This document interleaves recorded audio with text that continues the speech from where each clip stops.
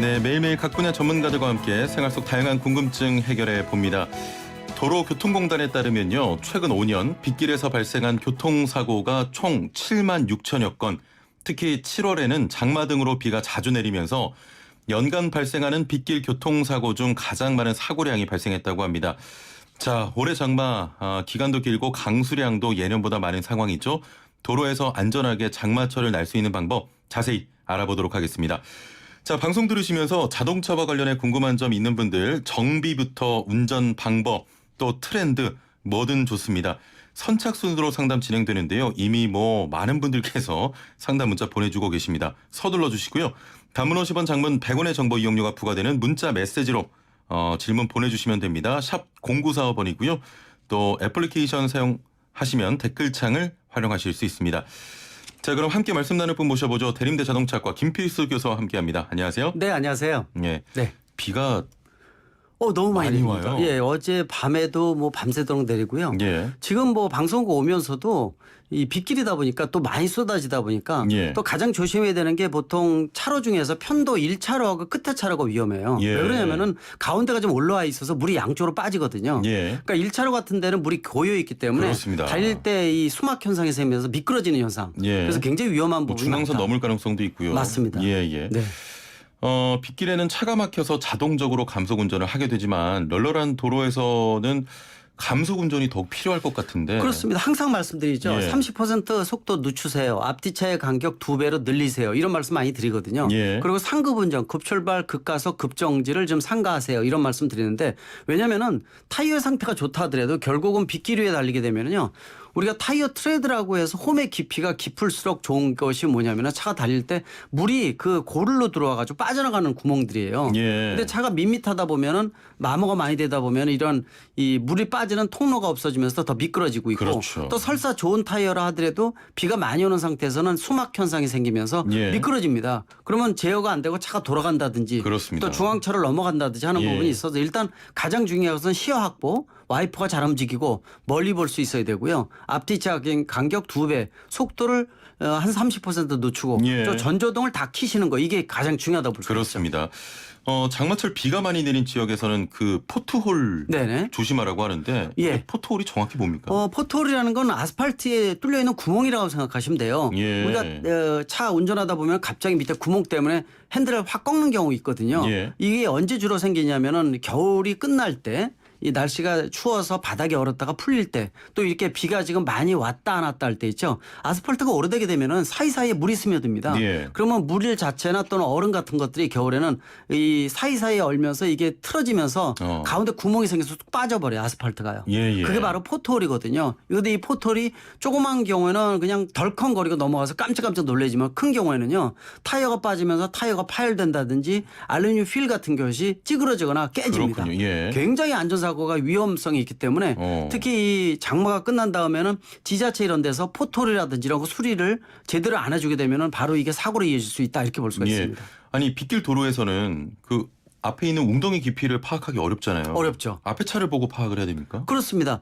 예를 들어서 항상 강조드리는 게 비가 많이 오게 되면 침수 도로가 많이 있거든요. 예. 근데 내가 잘 아는 길이다 그러면 침수 깊이를 대략 알 수 있어요. 근데 포털이 생기면은 위에 물이 있게 되면은 포털이 있는지 없는지를 전혀 알 수가 없습니다. 그러면 결국은 이 여기를 지나가 말아라고 판단해야 되는데 제일 좋은 것은요. 찜찜하면 우회 도로 예. 들어가지 마시라 이렇게 말씀드리고 꼭 나는 죽어도 여기 지나가야 되겠어. 그러면은요 앞차가 있으면은 앞차의 꽁무니를 보라는 겁니다. 예. 뒤에 머플러 높이를 봐가지고 머플러까지 물이 차오른다 그러면 내가 진입하면 안 됩니다. 앞차도 시동이 꺼질 가능성이 있어요. 예, 대신 예. 내가 세단이다 그러면 앞차가 SUV면은 차가 높기 때문에 같은 높이로 보면 안 되고요. 같은 차종일 경우에 예. 대략적으로 판단하고 근데 내가 맨 앞에 지나간다 그러면은 앞에 잣대가 없지 않습니까? 그렇습니다. 그럴 때는 창문에 머리 내밀고요. 서서히 진입을 하면서 바퀴에 물이 얼마큼 올라오는지 봐야 되는데 바퀴 높이가 반 넘어가게 되면 머플러 높이까지 올라온 거기 때문에 예, 예. 그 이상 들어가게 되면 시동이 꺼질 가능성이 있어요. 그리고 혹시라도 침수된 도로를 지나갈 때는 저속으로 미리 에어컨 같은 거 꺼서 예. 이 엔진의 힘을 배분시키지 말아야 되거든요. 그래서 에어컨 끄시고 그다음에 변속하지 말고요. 예. 일정 속도로 느리게 진입하는 거 있죠. 같은 속도 중간에 정지했다가 다시 출발하게 되면 시동이 꺼질 가능성이 높습니다. 그리고 예, 예. 주변에 버스라든지 트럭 같은 큰 차가 있게 되면 물결이 생기기 때문에 물결에 의해서 시동이 꺼질 수가 있어요. 아, 그렇군요. 네. 굉장히 위험합니다. 네. 그러면 뭐 중앙 차로로 달리는 게 좋겠군요. 양끝 말고. 양끝 말고 2차선, 3차선을 예. 권장을 하고요. 좀 안타까운 게 부산 같은 경우에도 이 지하차도에서 3명이 사망했지 않습니까? 참 안타까워요. 왜 그러냐면은 물이 차오를 때 갑자기 차오르게 되거나 아니면 내가 아는 도로일 때 저기가 침수가 많이 된다 그러면 진입하면 안 되고요. 예. 주차도 낮은 지역. 특히 요새 하천변에 뚝방길 같은 데다가 찻길이나 주차장을 많이 만들잖아요. 예. 이런 도로는 이용 안 하는 게 좋고요. 또 특히 지하차도 같은 데는 예를 들어서 물이 차오른다. 발목까지 차오르면요. 무작정 탈출해서 예. 시동 안 꺼지게 되면은요 탈출을 해야 되는데 물이 들어오는 반대 방향으로 탈출을 해야 되고요. 결국 허리까지 차올랐다 그러면 방법이 거의 없어요. 이때 방법은요 유일한 방법은 그냥 타고 지붕에 올라가서 119 연락해서 구해주세요 뿐이 없어요. 아, 그렇군요. 예. 그래서 물살이 센 경우에는 나가게 되면 물살에 의해서 휩쓸려 가기 때문에 예. 그땐 더 위험합니다. 그래서 차가 침수가 될 때 침수가 되지 않게끔 하는 게 가장 중요하고요. 예. 침수가 되면은 선택을 빨리 해줘야 되는 게 중요하다고 볼 수가 있습니다. 아니 그 영화 같은 거 보면 네. 뭐 차에 물이 차오를 때 보통 좀 극적으로 다 탈출하지 이거 영화 않습니까? 너무 많이 보시면 안 돼요. 이 영화 보시면 제가 이제 실험을 많이 해주는데 예. 실제로 차가 물에 빠지게 되면 10명이 다 죽어요. 충격 때문에 들었고 차가 전복이 되면은요. 예. 이 안전띠도 클러지지 않거든요. 또 창문은 내려가지 않죠. 물이 올라오게 되면 숨은 차죠. 예, 예. 급한데 급한데 영화 보면 이 멋있는 음악이 흘려나면서 딱 주인공이 이렇게 탈출한 장면 있죠. 예. 너무 많이 보셔가지고 당연히 그렇게 된다. 10명이면 10명 다 죽습니다. 그러니까 절대로 믿지 마시고요. 그냥 영화는 영화다 이렇게 꼭 생각하시기 바랍니다. 그러면 물이 차오를 때 네. 그 뭐 뒤에 이렇게 머리 받침대 있잖아요. 네. 그거를 빼서 뭐 유리창을 깨고 나가야 됩니까? 그것도 거의 이론적인 게 가까워요. 네. 보통 이제 머리 받침대를 뺄 때는요. 똑바로 있으면 머리 받침대가 길기 때문에 위로 안 빠져요. 예, SUV가 아닌 세단이다. 예. 그러면 조수석 쪽을 뒤를 뉘어야 돼요. 예. 뉘어야지 머리 받침대가 빠집니다. 아, 그렇군요. 예, 꼭 그렇게 하셔야 돼요. 똑바로는 예. 안 올라가요. 예. 근데 시간이 없다 보니까 그리고 그 날이 길잖아요. 예, 예. 그걸 가지고 가격을 할 때요. 성인 남자가 직각으로 해서 몸에 지니면서 몸으로 때려야 돼요. 아, 그래야 안 깨집니다. 실제로 깨보면은요. 그래서 꼭 유리 깨는 망치를 하나 꼭 준비하세요. 아, 예. 가격 10,000원짜리면 좋은 거 삽니다. 예, 예. 그리고 하나 사면은 영구적으로 쓸 수가 있으니까 저희 집 같은 경우에는 제가 있으니까 예, 예. 집 차량이 하나씩 다 운전석에 옆에 끼워져 있어요. 아, 그렇군요. 유리 깨는 망치 또 안전띠 자르는 칼. 뭐 위험할 수 비상용구예요. 있으니까 비상용으로. 맞습니다. 예, 예. 예. 일단은 영화 많이 보지 마라. 영화 많이 보지 마시고 믿지 마시고요. 차에서 나오는 살아나오는 거 이거 있죠. 전혀 믿지 마시기 바랍니다. 네. 알겠습니다. 자, 오늘 애청자분들의 자동차 상담 문자가 네. 폭주하고 있습니다. 먼저 3924번님 지난주에도 보내주셨는데 네. 조금 민감한 질문 같아요. 지금까지 급발진 대처법은 질문 많이 받으셨으니까 네. 반대로 급발진이 있다고 보시는지 이게 첫 번째 질문이고요. 네. 단순 운전자의 과실일까요? 그리고 급발진 증명법은 없을까요? 하셨네요. 여러 가지 질문하셨는데 급발진이 있습니다. 아, 예. 1980년대 초에 자동차에 전자제어 시스템을 넣으면서 발생을 했어요. 예, 예. 미국에서도 일부 소송 중에 일부 밝혀져 가지고 전자제어 이상이라는 것도 일부 밝혀졌습니다. 근데 문제는 흔적이 안 남고 재현이 불가능하다는 거예요. 예. 근데 대한민국에서는 이 급발진이 생겼을 때 후에 흔적이 남지 않다 보니까 운전자가 자동차의 결함을 밝혀야 되는 구조예요. 니네가 밝혀라. 증거 가져와라. 이렇게 얘기를 합니다. 예, 예. 당연히 우리가 종합병원에 수술 잘못했는데 피해자 가족한테 수술 잘못한 거 찾아와 이 말하고 똑같아요. 그렇습니다. 불가능하거든요. 예. 미국은 반대입니다. 재판 과정 중에 이 자동차 제작사가 자사 차량에 결함이 없다는 것을 제작사가 밝혀야 돼요. 입증을 해야 되는군요. 맞습니다. 그게 그래서- 레몬법이죠? 그렇죠. 예, 예. 그래서 신차 교환 환불도 되고요. 예. 모든 것이 소비자 중심으로 되는데 국내는 반대로 돼 있다 보니까 급발진 생겨도 그냥 누워서 자도 알아서 져주는 법이다 이렇게 얘기를 합니다. 아, 예. 그러니까 정부는 없다고 얘기를 하죠. 근데 저는 연구회 같은 데서 굉장히 많습니다. 예. 워낙 이제 영상도 1,000개 이상 보고 개인적으로도 너무 많이 와요. 그래서 1년에 국내에서 한 2,000건 정도라고 보고 있는데 그렇게 많이 그렇게 많습니다. 발생합니까? 예. 실제로 이 정부에다가 신고되는 건 굉장히 위험한데. 100건 정도, 20건 정도로 보고. 근데 이 2,000건 중에서 약 70에서 80%는 운전자 실수로 보고요. 예. 나머지만 진짜로 보고 있습니다. 한 그렇군요. 400건에서 500건 정도가 급발진이 발생을 하는데 사망 사고도 굉장히 많아서 그러니까요. 그리고 가솔린 엔진과 자동 변속기라는 특성을 갖추고 있는 곳이 예. 전체 급발진 발생 건수의 90%고요. 10%가 전자제어 디젤 엔진과 자동 변속기입니다. 그러니까 수동 변속기가 있으면 아예 급발진 발생을 안 한다는 거. 예, 예. 그 상태를 알아두시면 되고 사실 급발진 얘기는 1시간 동안 떠들어도 안 돼요. 교수님 유튜브 통해서 확인하시길 바라고요. 0847번님 브레이크 패드도 멀쩡하고 브레이크 액도 멀쩡한데 브레이크 밟으면 삑 하는 소리가 난다고 하십니다.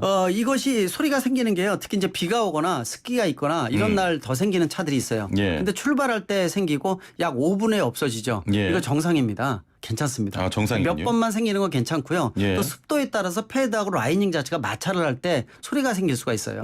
그래서 라이닝 자체가 이 편마모가 안 생기고 패드도 마찬가지로 괜찮다. 예. 또 이 브레이크 오일도 다 있다 그러면은 문제는 없는 부분입니다. 근데 소리가 계속 난다 그러면은 혹시 정비업소에 가시게 되면은요. 이 브레이크 판 있죠. 판 자체를 이 우리가 샌드페이퍼로 갈아줍니다. 많이. 직접 갈아주게 되면 평평하게 만들어주면 소리가 많이 없어지거든요. 예. 그런 조치도 한번 취해 보시는 것도 좋고 그러나 몇 분 내로 없어지는 것은 괜찮다 이렇게 보시면 될 것 같습니다. 그렇군요. 제가 그저께 네. 브레이크 패드를 좀 많이 손상이 돼서 교체를 했죠. 예. 굉장히 비싸더라고요. 굉장히 비싸고요. 예. 또 예전에 그 친환경 소재를 만들어야 되기 때문에 더 가격이 올라갔어요. 올라갔는데 예. 또 중요한 게 뭐냐면 새 거로 갈았는데 소리가 계속 나는 경우가 있는데 재질이 별로 안 좋은 것들이 있어요. 그래서 어떤 것들은 2번, 3번 가니까 소리가 없어지는 경우도 있으니까 예. 혹시 새로 갈았는데 소리가 갑작스럽게 많이 생기기 안 없어진다 그러면은 이 패드 자체가 불량일 가능성도 있기 때문에 이 교환 정비업소에 가셔서 다시 예. 한번 제기를 하게 되면은 소리를 없애주거나 교체를 해줍니다. 제가 그때 뭘 느꼈냐면 조금이라도 이상 있을 때 가야겠다. 네. 그리고 습관이 방치하면 중요해요. 안 돼요. 그리고 패드 자체가 예. 습관이 돼가지고 브레이크를 많이 잡는 분들은요. 패드 이 마모가 다른 사람보다 2배 이상 빠른 그렇죠. 분들이 있어요. 그래서 예. 필요한 경우 그래서 급가속 상급을 하지 말라고 말씀드린 이유가 예. 패드 같은 소모품도 교환도 심하고 운전 상태도 별로 안 좋기 때문에 그렇게 말씀드린 이유가 거기에 있습니다. 그렇습니다. 애플리케이션으로 미양이 바보님께서는 급발진 시에 정신을 차리고 기어 중립으로 좀 빼면은 이게 대처법이 될까요 하셨나요? 미국에서는요 급발진이 생겼을 때 우리나라에서는 급발진이 오는데 왜 가르치냐 이렇게 얘기합니다. 정부에서. 그래서 저희 연구에서 이제 얘기를 해주거든요. 예. 미국에서도 발표해 주니까요. 급발진이 생겼을 때 브레이크 진공 배력이 없어지기 때문에 3가지를 한꺼번에 하라고 얘기를 합니다. 브레이크는 한 번에 밟을 것. 브레이크는 나눠서 밟지 말고 한 번에 한 밟을 번에 것. 꽉, 예. 동시에 변속기 레버를 중립에다 놓으면서 시동을 끌 것. 예. 3가지를 다 하라는 얘기죠. 3가지는 저도 못해요. 예, 멘붕 상태에서 그걸 어떻게 합니까? 기억을 해서. 그래서 저는 사실 방송 중에 이런 얘기 말씀드리긴 뭐한데 예. 차가 급가속이 생기면은요 급발진이 생기게 되면 빨리 세워야 돼요. 예. 차가 몇 대를 피하면 시속 100km 넘으면은요 죽은 목숨입니다. 아, 그럼요. 그리고 세워야죠, 수직 구조물 있죠. 예. 도심지는 수직 구조물, 전봇대 가로수, 가로등 이런 수직 구조물에 부닥치면은 에어백도 안 터지면서 사망 확률이 굉장히 늘어납니다. 아, 그렇습니까? 그러니까 예. 차가 급발진이 생겼을 때는 빨리 세워야 되니까. 예. 제가 이제 그런 말씀드려요. 인간이 만든 구조물 중에서요. 과학 기술 중에서 가장 에너지 분산 구조가 좋은 게 뭐라고 생각되세요? 전혀 모르겠는데. 자동차예요. 지금 자동차 하고 있지 않습니까? 아, 예. 자동차 엔진룸과 죄송합니다. 자동차 아, 예. 엔진룸과 트렁크룸입니다. 예. 그러니까 차끼리 부닥쳤을 때 엔진룸과 트렁크룸 부닥치면 에너지가 분산이 돼요. 예. 그래서 사람한테 오는 충격이 반을 저쪽으로 줄 수가 있어요. 그래서 혹시 주차 서너 대가 일자로 돼 있다. 그럼 뒤에다 그냥 부닥치세요. 제가 이제 그런 말씀드리기 어려운데 차를 세워야지 내가 삽니다. 만약에 이런 경우에 그런 경우입니다. 예. 차가 의지대로 안 움직이고 차가 이상해졌다 그러면 차 세우는 게 사는 거고요. 예. 속도가 빨라지게 되면 안 되니까. 근데 차가 에너지 분산 구조가 좋고 그리고 차 부서지는 건 그렇군요. 괜찮아요. 예. 종합보험 들어갔으니까 보험 처리하면 되고 내가 살아야 되지 않습니까? 아, 그럼요. 제가 하도 영상을 보면서 이 속도가 100km 넘는 차들 나중에 보면 운전자 다 사망했거든요. 예. 탑승객. 그래서 안타까웠기 때문에 차를 무작정 세우는 방법 차가 에너지 분산 구조로 가장 좋다. 그래서 가속이 붙기 전에 빨리 세워야 됩니다. 차 뒷면으로 예. 부딪히고 세우는 게 낫겠네요. 그렇죠. 예, 알겠습니다. 네. 7788번님, 안녕하세요. 저번 주 에어컨 상담 드렸던 양병희입니다. K5 8년 된 자동차인데요. 간헐적으로 에어컨이 시원한 바람이 나오다가도 정차 후 에어컨을 다시 켜면 더운 바람과 함께 신냄새가 납니다. 정비소에서 냉매도 넣었는데요. 센서 문제입니까 하셨네요.